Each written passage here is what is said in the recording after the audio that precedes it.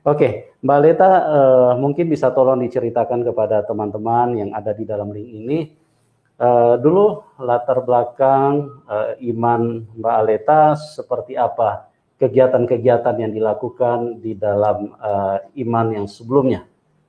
Ya, silakan. Karena kan saya dulu Muslim ya Pak, Ya. sebelumnya. Ya gitu, biasa tiap hari menjalankan sholat 5 waktu, kadang puasa, Ya. terus ada kayak pengajian kayak gitu Pak. Itu terus. Tapi selama bertahun-tahun ya Pak, jadi kan memang keluarga saya kan Muslim semua kan. Keluarga besar Muslim semua. Iya, dari kecil sampai saya SD, SMP itu kayak kosong gitu loh Pak. Oh. Iya, kayak kosong. Iya, kosong kayak Aleta ngerasa kayak nggak hidup gitu loh. Kayak aku tuh selama ini aku tuh yang aku sembah. Makhluk hidup tapi perasaannya mati. Iya. Ya, kosong, kering gitu. Iya. Jadi ya selama ini kayak apa Pak, ini aja lah. Kayak nggak punya iman, nggak hidup gitu. Itu. Sebelum seperti ini ya gitu, masih yang kayak abu-abu. Jadi aku tuh hidup mau kemana ya, bingung gitu loh. Mbak Leta kan waktu di dalam iman sebelumnya kan juga berdoa tuh, ya. Apakah Mbak Leta tidak merasakan jamahan Tuhan? Nggak ada Pak. Oh. Nggak ada. Makanya itu saya tuh sampai sebelum saya menjadi sekarang tuh dulu tuh ya gitu Pak, kayak kosong. Kayak apa ya Pak? Hampa ya, hampa. Jelasnya hampa gitu. Dalam pengertian tidak ada pengharapan atau tidak ada damai begitu? Iya. Oh, ya. Jadi ya gitu Pak. Nah, waktu dulu di dalam iman yang sebelumnya itu, kalau misalnya Mbak Aleta mengalami hal seperti itu, kehampaan, gampang putus asa, gampang stres, sepertinya kayaknya tidak ada jalan keluar. Apa yang Mbak Aleta lakukan pada waktu itu? Ya nggak ada sih Pak. Ini Pak doa, ya cuma sholat gitu kan. Doanya sama sholat, ya itu tadi menjalankan sholat 5 waktu. Kadang dulu tahajud, tengah malam. Dilakukan juga? Ya bangun kayak gitu. Jadi tetap rasanya hampa. Iya, kayak kosong gitu, kayak apa ya? Nggak kayak. Tidak ada sentuhan yang real. Iya, nggak ada sentuhan yang seperti sekarang ini. Oh, jadi, iya. Di samping itu mohon maaf, ada misalnya di dalam kekosongan seperti itu, Mbak Leta ini nggak ada misalnya mencari penghiburan dari yang lain, misalnya yang mohon maaf seperti kayak ke tempat hiburan misalnya diskotik atau apa? Ya paling pelampiasannya ke situ pernah Pak. Kalau saat drop gitu kan, saat banyak masalah gitu.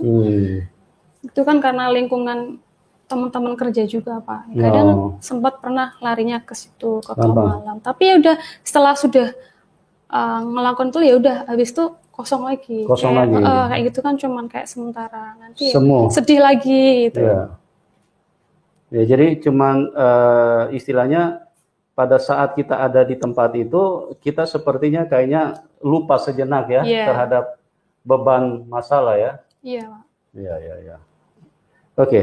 Terus bagaimana ceritanya Mbak Aleta sampai bisa ketemu dengan Tuhan Yesus? Bagaimana ceritanya itu? Kan Mbak Aleta kan dari iman yang berbeda. Iya. Nah, oke, sebelum kita ke situ saya mau tanya dulu, pengertian Mbak Aleta waktu di iman yang lama, Mbak Aleta pernah nggak berpikir tentang iman yang lain atau yang non-Muslim?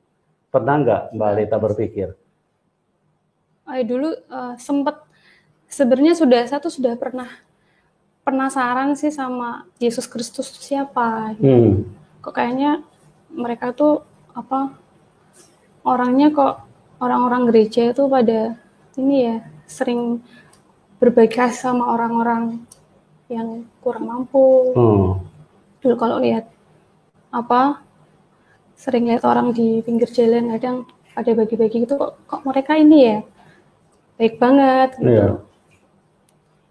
Jadi kepengen tahu. Iya, terus ya itu Pak, dulu sebelum saya pernah ikut ke gereja itu, sebelumnya keponya gitu aja sih. Kayaknya orang Kristen kayaknya baik-baik ya. Tapi di dalam pandangan iman yang sebelumnya terhadap orang Kristen seperti apa dulu Mbak didoktrin? Mbak Leta didoktrin. Oh, itu. Ya, mereka melihat orang Kristen tuh pasti awalnya rasis banget. Orang Kristen kayak mereka orang yang makan babi, mau melihara anjing, najis. gitu. Iya. Gitu-gitu sih, Pak. Itu apa? Ya nggak tahu, mereka pandangannya tuh udah ini banget, minus banget gitu loh. Apa orang Kristen? Orang salib, menyembah patung gitu kan. Menyembah patung. Pakai apa sih, tanda salib-salib kayak gitu. Gitu loh, Pak. Padahal di salib itu tidak ada patung ya. Iya, tapi nggak tahu mereka mengartikannya seperti itu. Dan Mbak Leta pada waktu itu gimana pandangannya, pendapatnya terhadap doktrin seperti itu? Malah aku penasaran, Pak. Pernah dulu saya tuh pas Pak, zaman muda itu saya pas di Palembang, kan pernah saya nyales juga tuh. Saya kan door to door masuk ke perumahan-perumahan gitu. Kadang aku nggak tahu kok orang-orang yang Muslim tuh mereka kayak acuh tak acuh. Sedangkan saat itu aku pernah masuk, diterima sama orang, sama bapak sama ibu itu, aku diterima dengan senang hati, mau disuruh masuk. Ternyata dia malah non Muslim. Jadi aku lihat di rumahnya tuh ada patung salib, ada simbol salib kayak gitu. Ya, pokoknya aku kaget dulu, aku masuk di orang Kristen nih ya, sempat deg-degan iya.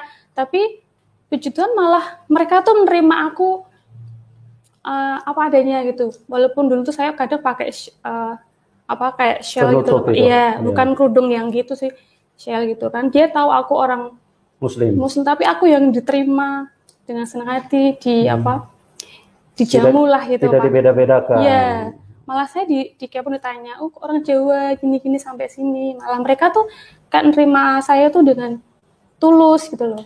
Tapi sedangkan yang saya bukannya jelek-jelekin iman yang lama. Iya, iman yang lama. Tapi kenyataannya tuh saat itu terus kok sempat kayak diinjili. Tapi saya agak lupa sih Pak pas itu. Cuman ya rasanya kok ternyata orang Kristen baik juga ya gitu. Bilang gitu. Dari situ mulai kayak ternyata nggak semuanya orang Kristen itu mereka yang orangnya pandangan saya kan dulu kurang bagus terhadap Kekristenan. Ternyata jadi, puji Tuhan ada yang itu dulu pas awal saya disambut sama orang yang kaget. Jadi masuk tuh rasanya terus itu Pak, deg-degan gitu, kayak demam. Ini aku beneran nih aku masuk di rumahnya orang kafir. Iya gitu. Tapi ternyata malah sebaliknya dia nerima saya kayak apa adanya. Saya dijamu dengan penuh kasih sayang gitu. Ditawarin makan, kasih minum gitu Pak. Tapi Mbak Leta tidak berpikiran ini najis, ini kafir. Enggak Pak, enggak tuh. Pokoknya Mbak Leta lihat aja itu perlakuan. Saya ikut ini aja Pak. Ikut nyaman aja gitu. Ikut larut ya. Iya. Jadi begitu teman-teman, bahwa kekristenan itu tidak pernah diajarkan untuk berkelompok. Ingat itu, kekristenan itu diajarkan mengasihi siapapun. Karena dia Tuhan yang baik, dia Tuhan yang benar. Dia sayang sama semua manusia. Apapun keyakinan Anda, bahkan Anda tidak punya keyakinan pun kami mengasihi semua. Sampai yang ateis pun kami mengasihi Anda. Karena bagi kami tidak penting apa latar belakangmu. Itu tidak penting buat kami. Latar belakang Anda seperti apa itu tidak penting.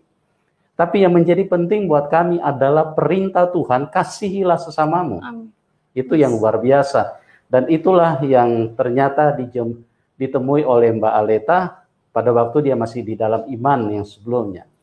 Dan ini adalah pembuktian bahwa doktrin yang kami terima adalah doktrin kebenaran yang membuat kami dengan siapapun kami ingin mengasihi, kami ingin menyatakan kasih, bahwa Tuhan mengasihi kami pun harus mengasihi sesama kami.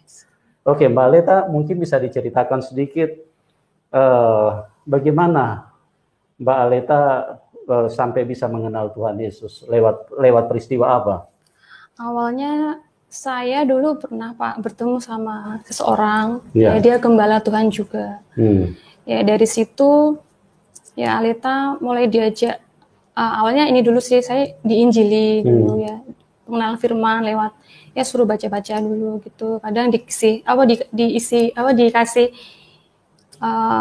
ayat-ayayat gitu kan lewat WA gitu. Kalau dikasih ayat-ayat Alkitab lewat WA. Suruh baca, ya terus habis itu ikut komsel, ikut persekutuan gitulah Pak.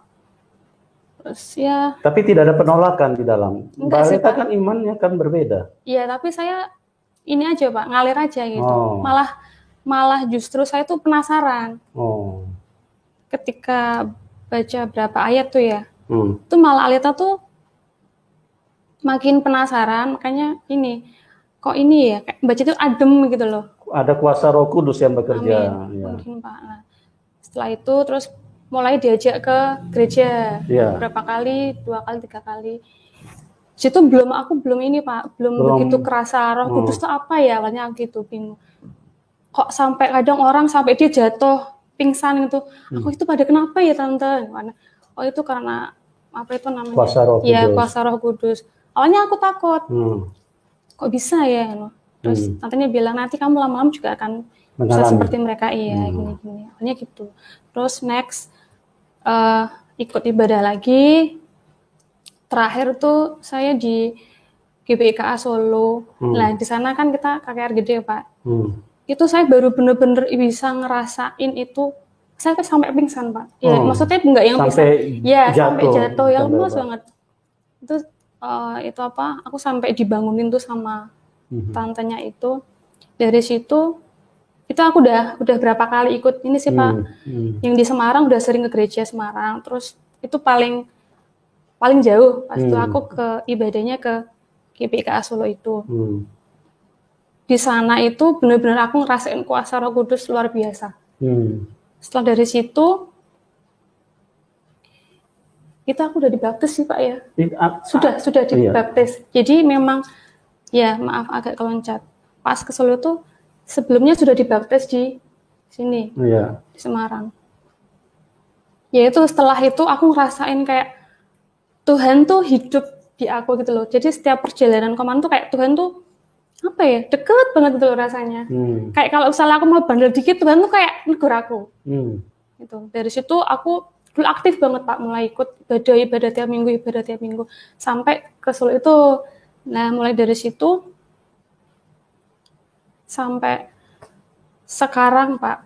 Jadi aku ngerasain luar biasanya Tuhan Yesus tuh benar-benar apa, dia sering jamah Aleta ketika Aleta benar-benar apa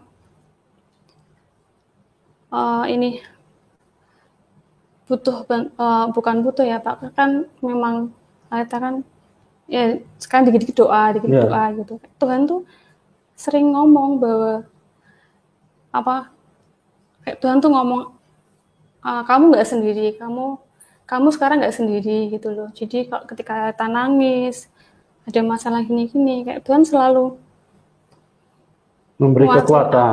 Ya. Jadi Tuhan itu menjadi real. Iya, aku ngerasa ya itu Tuhan benar-benar setelah aku dibaptis tuh Tuhan benar-benar ngerasa hidup di Aleta. Kayak aku tuh nyuban loh Pak, kayak bayi baru lahir. Itu kan kalau bayi baru lahir kan pasti tuh bapak ibunya kan sayang banget sama anaknya. Nah, ketika itu tuh benar-benar aku pas berbuat baik, berbuat jahat tuh kayak Tuhan tuh ini apa namanya? Cover. Iya, kerasa banget gitu loh. Saat kayak Aleta nakal kayak kerasa. Iya Bapak, maafin aku. Gitu. Jadi benar-benar. Misalnya contoh yang konkret, misalnya seperti apa suka marah sama orang terus ditegur Tuhan? Pernah saat itu tuh baru kemarin Pak kayaknya. Perjalanan berangkat kerja. Itu saya tuh keburu-buru ya Pak. itu tuh sempat saya tuh kayak mau senggolan sama orang. Sepeda motor sama sepeda motor. Bukan ngutuk sih ya Mbak saya, tapi cuman pengen marah. Iya. Refleks aja ngomong kayak gitu. Itu belum lama itu saya itu baru aja ini ya, dalam hati saya itu ini ngata-ngatain orang itu. Tapi langsung saya bilang, Tuhan Yesus ampuni aku. Aku sempat kayak ngutuk orang itu. Jebret, nggak lama, kayak jarak berapa meter itu ada kecelakaan depan saya. Wah, kayak saya tuh disuruh pelan gitu loh. Setelah itu nggak boleh, aku tuh dalam perjalanan tuh harus emosi, ini nggak boleh. Jadi harus tenang, sertakan hidupmu sama Tuhan. Jadi nggak boleh kamu tuh posisi kamu perjalanan tuh emosi, terus pikirannya nggak boleh, pikirannya yang tidak kan benar, ganggu konsentrasi kita. Itu kalau mungkin saat itu aku masuk ke emosi, mungkin aku yang jatuh mungkin saya, Pak. Itu puji Tuhan, kayak Tuhan terus ngasih, kayak Tuhan ngomong sama saya, ya saya harus hati-hati gitu loh. Jangan ngebut kayak gitu. Percuma kamu nggak boleh ngutuk orang kayak gitu. Iya. Jadi teman-teman, di dalam Tuhan Yesus itu sesuatu yang nyata, ya. Kita bukan hanya mempercayai huruf-huruf nih. Huruf-huruf ini yang di dalam Alkitab. Kita ini bukan cuma mempercayai huruf-huruf di sini. Jadi ini firman ditulis bahwa Dia adalah Bapa kita. Dan itu nyata. Kami mengalami. Mbak Aleta pun juga seorang yang baru di dalam Tuhan Yesus. Dan kalau dia dikatakan Bapa, dia betul-betul nyata. Seperti yang tadi diceritakan oleh Mbak Aleta, bagaimana kehidupannya dibimbing. Jadi ada yang mengajar. Itulah Roh Kudus. Ia membimbing, mengingatkan. Bahkan pada saat kita mau maki-maki orang, mau marah sama orang, ada kuasa kebenaran yang menyucikan kita. Jadi kita tuh diingatkan, jangan begitu kepada orang lain. Kita harus mengasihi sesama. Kita harus berkata-kata yang baik. Jangan memaki-maki orang, ya. Dan itulah pembuktian bahwa kita di dalam Tuhan Yesus memiliki Tuhan yang jelas. Jadi kami bukan hanya mempercayai omongan pendeta. Kami bukan mempercayai huruf-huruf, kami bukan mempercayai sesuatu yang diimani oleh pendahulu. Tapi itu nyata di dalam hidup kami. Dan itulah yang dialami oleh Mbak Aleta. Jadi di saat Mbak Aleta sendirian di perjalanan atau mengalami apapun, ada Tuhan menyertai. Tadi dikatakan bahwa kamu tidak sendiri. Ada aku yang menyertai gitu loh. Oke, Mbak Aleta mungkin bisa diceritakan lagi selama berjalan di dalam Tuhan Yesus, kira-kira seperti apa Mbak Aleta mengalami kasih-Nya, mengalami kasih Tuhan? Banyak sih Pak. Aleta jadi sekarang ini jadi orang yang mungkin jadi gampang maafin orang. Mudah mengampuni. Mudah memaafkan.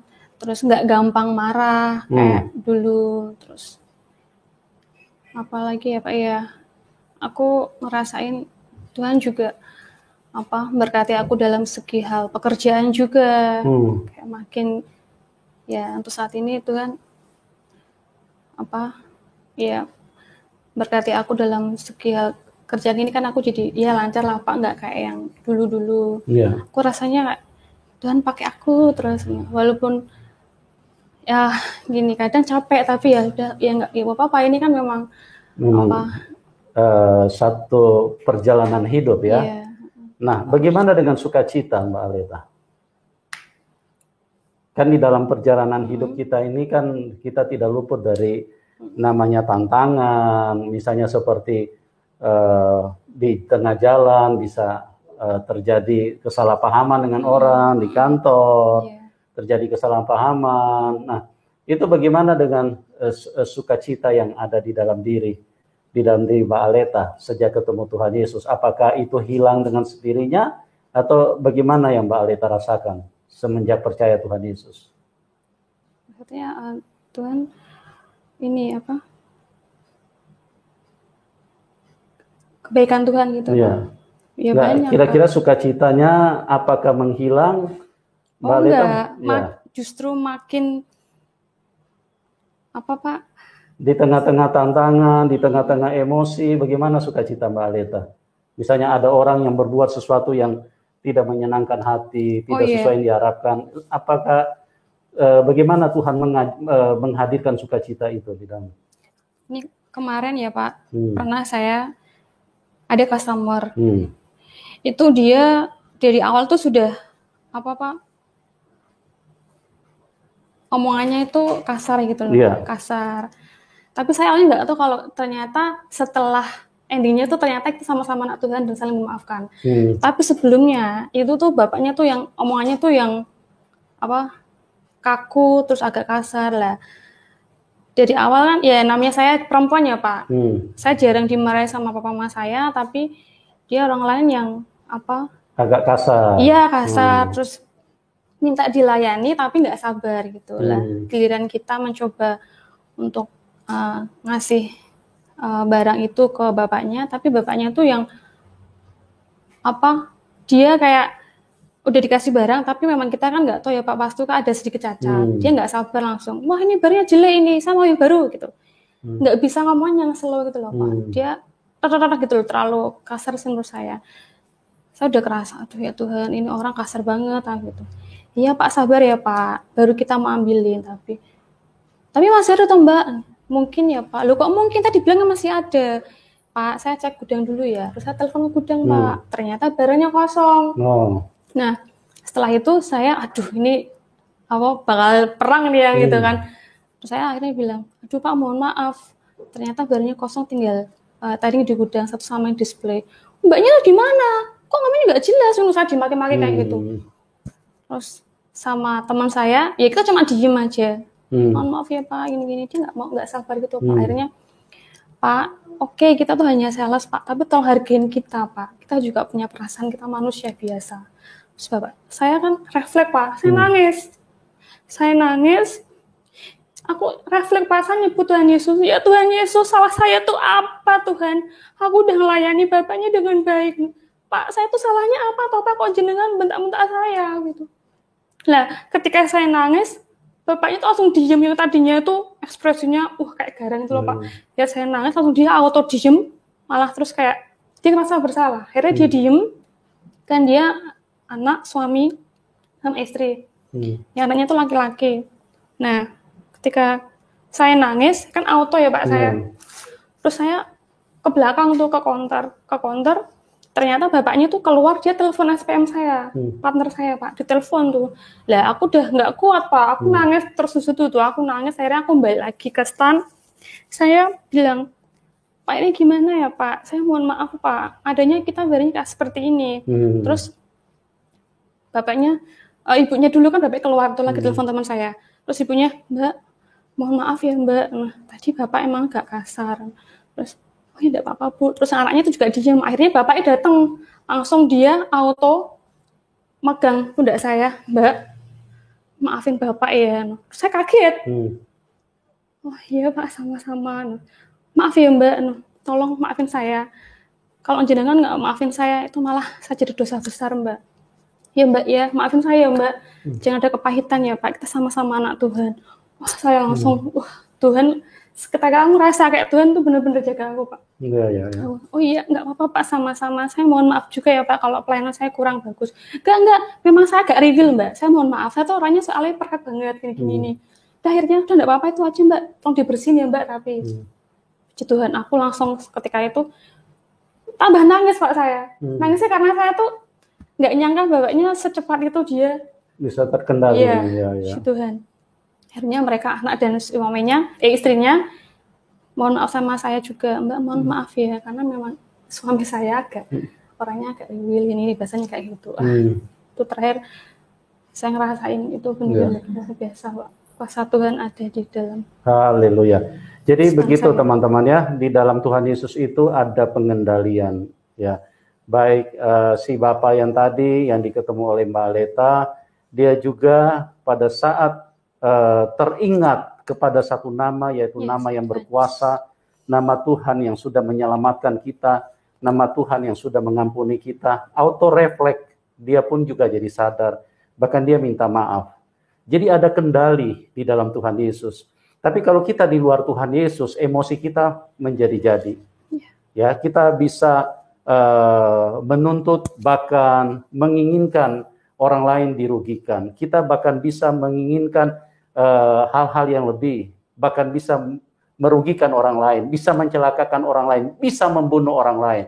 Itulah kalau kita tidak ada di dalam kontrol kuasa Tuhan. Kita melihat bahwa Tuhan Yesus itu benar-benar nyata. Apa yang dialami oleh Mbak Aleta, satu pernyataan, satu pembelaan, satu kuasa yang betul-betul dinyatakan. Dan pada saat ini mungkin Mbak Aleta bisa menceritakan sedikit kepada teman-teman yang ada di dalam link ini. Kira-kira tantangan apa atau pernah pikul salib nggak Mbak Aleta? Setelah ketemu Tuhan Yesus, setelah percaya Tuhan Yesus, mungkin ada nggak teman-teman yang menjauhi atau mungkin? Iya, pasti ada Pak. Terutama tetangga. Kalau keluarga saya, puji Tuhan mereka menghargai saya. Saya juga nggak nyangka ternyata keluarga saya nggak yang seperti orang-orang lain. Kan banyak ya Pak, ada yang sampai tidak dikasih harta warisan, sampai diusir. Ya. Kalau keluarga saya, puji Tuhan mereka masih menghargai saya. Mungkin karena mereka terlalu sayang sama saya. Ya, tahan dulu Mbak Aleta, saya mau jelaskan kepada teman-teman bahwa kesaksian di dalam Kristen itu tidak dibuat-buat. Mbak Aleta mengalami sesuatu yang berbeda. Keluarganya tidak memarahi dia, ya. Jadi kan itu di dalam kesaksian di dalam Kristen, di dalam channel kami, bahkan di channel-channel yang lain pun, di dalam Kristen itu tidak ada settingan. Tidak ada, oh bilang aja keluargamu, kamu dibenci, kamu dimarahi, kamu ditampar, kamu di ini. Enggak. Ini apa adanya. Mbak Aleta tidak mengalami itu dari keluarganya. Tetapi dia mengalami itu dari temannya. Bagaimana Mbak perlakuan mereka tuh dari tetangga? Iya. Mereka jadi apa? Ya saya ngerasa banget setelah mereka tahu saya tiap minggu ke gereja. Terus saya pakai, apalagi saya kan pakai kalung, kalung salib. Mereka terus makin kayak menjauhi saya, menjauhi saya. Yang dulunya itu ramah, tamah sama saya, semenjak mereka tahu saya tuh sekarang menjadi anak Kristen tuh, tetangga tuh terus yang kelihatan banget tuh face-nya. Bermuka dua, iya. Di belakang, di depan saya tuh yang cuma ya sehari biasa doang, tapi di belakang terus sukanya itu Pak, gibah gitu Pak. Biasanya yang gosip di belakang gitu. Iya, suka menjelekkan di belakang. Iya, kayak apalagi bahasanya tuh, ini, kan ada ya Pak, anak kecil tuh, anak kecil itu ngomong sama saya, bilangnya, saya nganu, apa sih Pak bahasanya ini, ya itulah yang saya dengar sih. Ke gereja terus kafir. Iya, pakai kalung salib gini-gini terus aku ngerasa ini Pak, kayaknya mereka tuh makin mandang saya tuh minus gitu loh. Makin rendah. Iya. Tapi aku yang bodoh amat. Aku malah justru orang kayak gitu tuh kasihan. Kadang aku malah mendoakan mereka, Pak, ya Tuhan ampuni orang-orang itu, Tuhan mereka nggak tahu apa yang mereka lakukan. Dan cuma saya ngomong gitu aja. Iya. Jadi teman-teman di dalam Kristen sekali lagi bukan kita yang memilih Tuhan, tapi Tuhan yang memilih kita. Itu ditulis di dalam Yohanes 15 ayat 16. Mbak Aleta ini dipilih Tuhan. Jadi kuasa Tuhan dinyatakan kepada dia. Kalau bukan Tuhan yang memilih, tidak mungkin orang bisa percaya kepada Tuhan Yesus. Karena di dalam 1 Korintus 12 ayat yang ketiga, tidak ada orang yang bisa mengaku Yesus Kristus adalah Tuhan selain dari Roh Kudus. Jadi Roh Kudus hadir di dalam kehidupan Mbak Aleta sehingga beliau bisa percaya, bahkan menerima Tuhan Yesus, bukan hanya menerima, mengalami kasih-Nya, mengalami kuasanya, dan hidup menjadi berubah. Ada sukacita, ada kekuatan, ada terang, ada kebenaran, ada tuntunan di dalam hidup ini, tidak pernah sendiri. Di saat kita terjepit, di saat kita tidak berdaya, ada Tuhan yang bisa menolong kita. Oke, Mbak Aleta, mungkin Mbak Aleta bisa kasih sedikit pendapat atau mungkin komitmen iman Mbak Leta. Karena di dalam ikut Tuhan ini pasti akan banyak tantangan, banyak salib, ya. Bahkan mungkin satu ketika kita bisa dianiaya oleh karena nama Tuhan. Itu kan yang kita baca dalam Alkitab. Jadi dalam Alkitab itu tidak pernah sembunyi-sembunyi. Tidak ada bilang berkata kalau ikut Tuhan kita senang-senang, tidak. Tuhan sudah bicara terlebih dahulu, kamu kalau mau ikut aku, kamu harus pikul salib. Kira-kira bagaimana komitmen Mbak Leta? Seandainya di hari-hari selanjutnya ada aniaya atau ada hal-hal yang lebih berat yang Mbak Leta temukan, apakah Mbak Leta mau meninggalkan Tuhan atau bagaimana? Oh tidak, saya tetap ikut Tuhan Yesus. Ya. Kalau misalnya ada godaan untuk ayo balik ke iman sebelumnya. Enggak apa. Karena ya memang juru selamat satu-satunya kan hanya Tuhan Yesus Kristus. Yes. Jadi kenapa kenapa kita harus berbalik? Berbalik ya. Bodoh dong kita. Ya. Oke, luar biasa sekali ya, teman-teman. Betapa dahsyatnya kuasa Tuhan Yesus, betapa hebatnya, betapa baiknya dia mengasihi semua manusia. Dia bukan Tuhan satu kelompok, dia bukan satu aliran kepercayaan, dia bukan Tuhan satu agama, tapi dia Tuhan semua manusia. Dia mengasihi siapapun, bahkan dia mengajarkan cinta kasih untuk kita saling mengasihi. Bahkan kasihnya lebih besar daripada kesalahan. Ya, kesalahan yang dilakukan oleh manusia. Kenapa bisa seperti itu? Karena dia berkata, ampunilah mereka dan kasihilah musuhmu, berdoalah, mintalah berkat buat mereka. Kalau sudah begini jadinya, betapa dunia ini akan menjadi seperti surga. Karena apa? Karena kita bertemu dengan orang yang membenci kita saja, kita bisa berdoa untuk mereka. Karena itu ajaran Tuhan. Itulah Tuhan Yesus yang luar biasa yang mengasihi kita semua. Oke, Mbak Leta, mungkin Mbak Leta bisa kasih satu dua pesan kepada teman-teman yang belum mengenal Tuhan Yesus supaya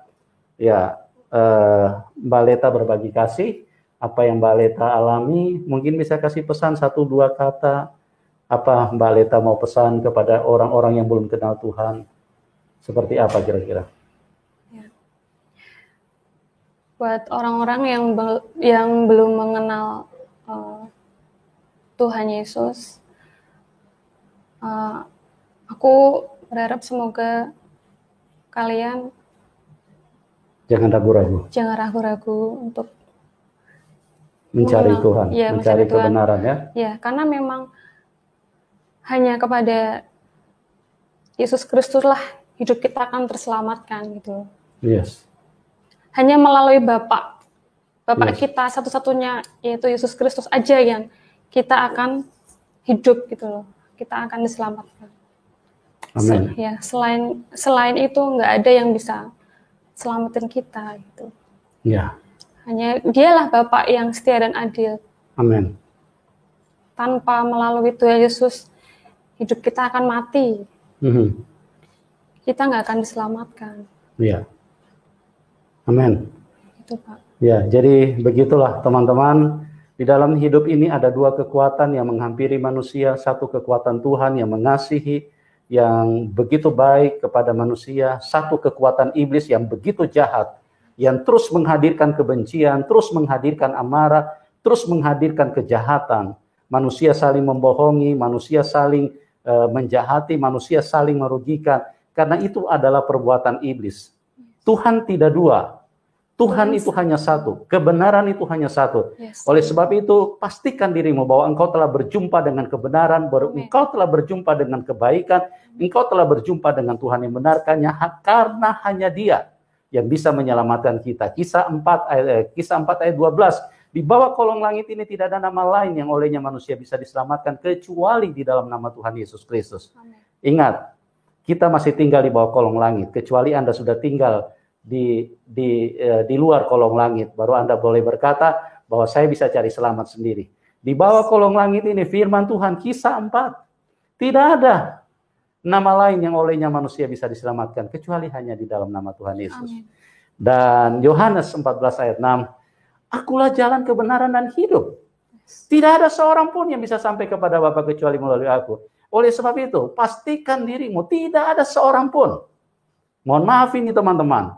Kalau engkau terkategori sebagai orang, dengarkan baik-baik. Tidak ada seorang pun yang bisa sampai kepada Bapa kecuali di dalam Tuhan Yesus Kristus. Kecuali melalui aku, tidak ada seorang pun yang bisa sampai kepada Bapa. Kita mau pergi ke surga, mau pakai apa? Pakai pesawat? Nggak bisa. Mau pakai kapal? Nggak bisa. Apalagi mau jalan kaki. Jangan lagi bilang mohon maaf, jangan lagi bilang cuma mau naik Grab. Nggak bisa. Hanya melalui Tuhan Yesus, karena 2000 tahun yang lalu dia terangkat ke surga. Dia naik. Dan iblis tidak bisa menahan dia. Coba manusia mau naik ke atas, akan ditarik sama setan jatuh ke bawah. Itulah Tuhan Yesus yang baik. Tuhan Yesus mengasihi kita semua. Dan kiranya apa yang dibagikan oleh Mbak Aleta bisa menjadi berkat. Mbak Aleta, terima kasih buat kesaksian yang luar biasa, yang sudah memberkati. Doa kami buat Mbak Aleta, Tuhan pakai luar biasa, tetap setia, tetap mengasihi Tuhan dan mengasihi sesama. Oke teman-teman, doa kami buat Anda semua. Tuhan Yesus memberkati semuanya, dan kita berjumpa di program selanjutnya. Salam kemenangan buat kita semua.